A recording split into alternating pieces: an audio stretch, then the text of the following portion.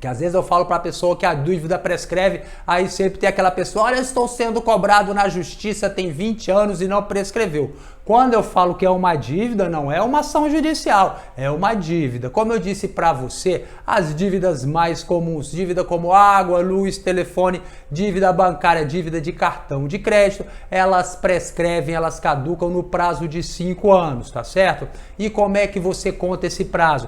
Conta a partir do dia seguinte do vencimento. A dívida venceu, você vai contando aqui, a prescrição começa a caminhar e você conta 5 anos. Chegou aqui, prescreveu a dívida, tá? Mas olha só, você tem que ver o seguinte, a dívida estava para prescrever, estava aqui caminhando e chegou nesse ponto aqui, pertinho da prescrição, um dia antes, o credor foi lá e entrou na justiça. O que acontece? Então, quando o juiz dá aquela decisão lá mandando citar o devedor, a prescrição que estava caminhando, que ainda não chegou aqui no prazo final, ela fica suspensa, tá certo? E começa a acontecer o processo. Então, de forma muito simples, eu vou explicar para você. Se for um processo de conhecimento, o que é isso? É um processo onde não existe uma decisão de quem está certo e quem está errado, tá certo? Por exemplo, assim, o João fala que o José deve para ele, então o juiz vai ouvir as partes e depois ele vai decidir, ele vai dar uma sentença, tá certo? Então, até antes da sentença não existe prescrição.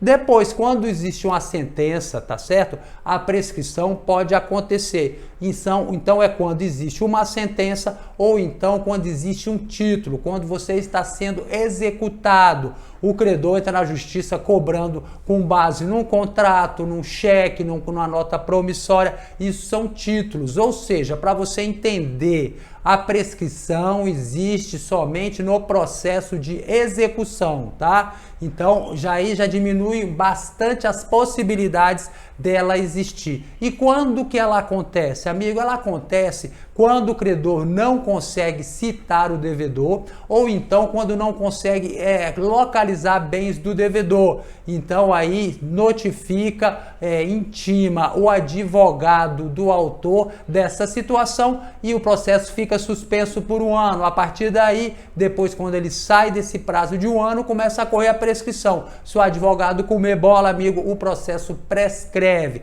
Essa segunda prescrição é uma prescrição intercorrente, tá certo? A primeira prescrição é a prescrição da dívida, a segunda prescrição que eu expliquei para você é a prescrição intercorrente. Ela existe somente no processo de execução, tá bom? É uma coisa mais complexa, tem que usar muitos termos jurídicos, mas as pessoas perguntam muito, as pessoas gostam de saber isso, então tá explicado para você, tá bom? E vamos aqui respondendo aqui